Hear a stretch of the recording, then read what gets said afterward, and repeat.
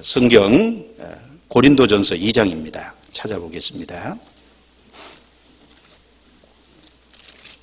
고린도전서 2장 12절, 13절,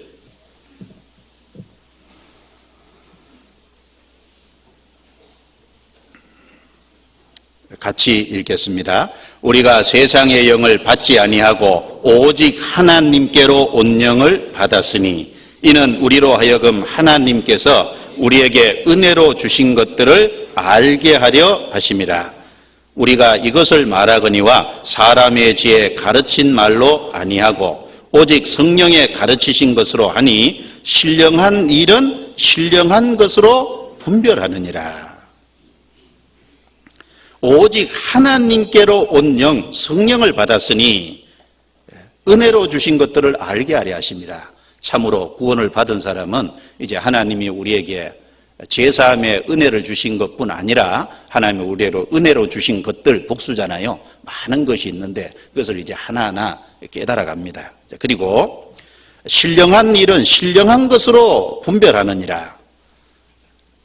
성령을 참으로 받아야만, 성령님이 그 속에 계셔야만 신령한 것을 분별할 수 있을 겁니다. 그래서 어떤 사람은 구원을 받았다고 하는데 가만히 보면 도무지 영적인 것, 신령한 것을 분별을 못해요. 교회 분별도 못하고, 그리고 신령한 일에 대해서 분별도 못하고, 이게 교제가 통 안 됩니다. 그러면은 뭔가 구원을 받았다고 말은 하지만 아닐 수 있잖아요. 참으로 성령을 받으셨는데 그럴 수 있느냐, 한번 생각해 볼 필요가 있겠죠. 그래서 사도들이 이제 가르치는 그 내용 일치했고, 그리고 거기 가르침을 받는 사람들도 성령을 받은 사람이기 때문에 그 신령한 일을 더욱 분별하고 은혜로 주신 것들을 깨달아 갔습니다. 그리고 사도의 가르침을 받아 그랬는데 그 사도들이 가르친 내용이 우리에게 그 신약 성경이라는 최종적 그 모습으로 우리에게 주어져 있잖아요. 우리도 사도들의 가르침을 받죠. 사도들이 가르친 그 내용이 신약 성경에 기록이 되고 그 신약 성경을 우리가 배우고 있잖아요. 그래서 그 초대교회 성도들이 그 사도들의 가르침을 받아 순종했듯이 우리도 이 성경의 말씀을 받아서 순종할 때 그 성령의 가르침을 받는 것뿐 아니라 사도들의 가르침을 동시에 받고 있다라고 여겨집니다.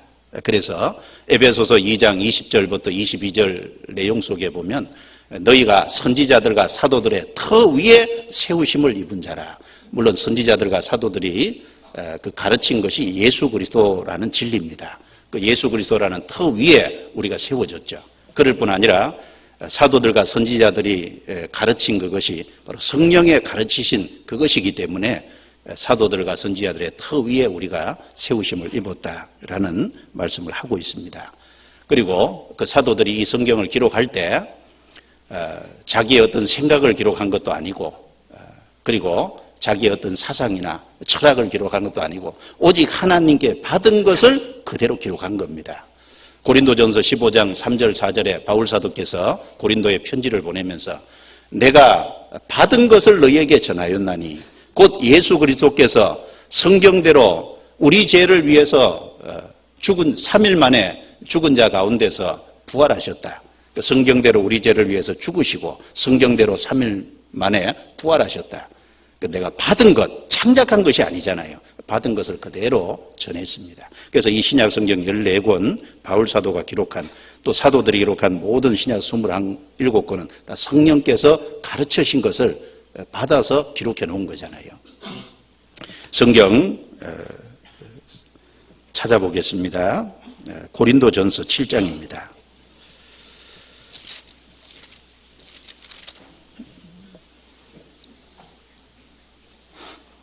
고린도전서 7장, 이 말씀을 가지고 그 질문하는 그 분들이 있습니다.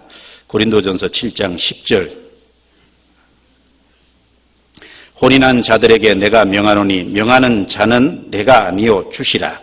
여자는 남편에게서 갈리지 말고 만일 갈릴지라도 그냥 지내든지 다시 그 남편과 화합하든지 하라.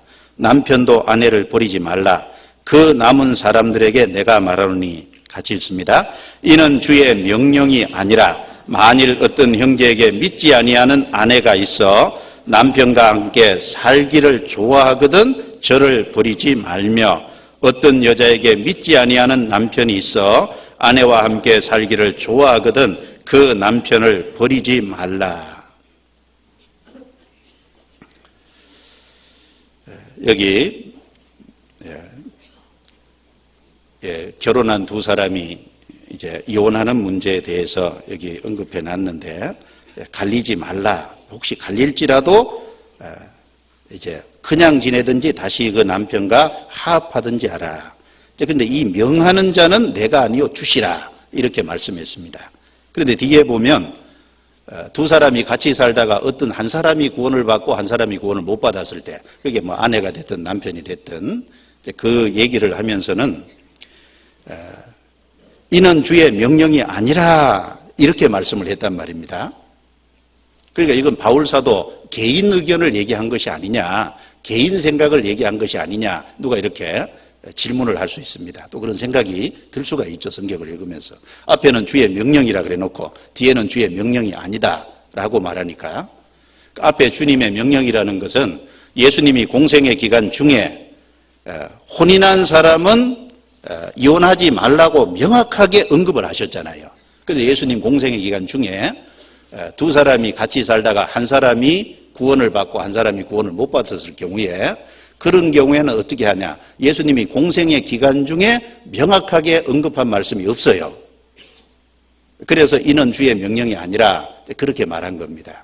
공생의 기간 중에 말씀하신 것은 아니다. 그 말이죠. 그러면 바울이 개인 의견을 얘기한 거냐? 그게 아니죠.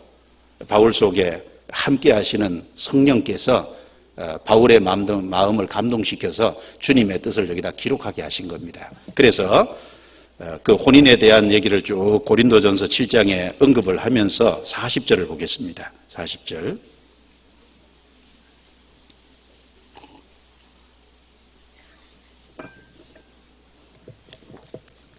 (7장 40절) 같이 읽겠습니다. 그러나 내 뜻에는 그냥 지내는 것이 더욱 복이 있으리로다. 나도 또한 하나님의 영을 받은 줄로 생각하노라.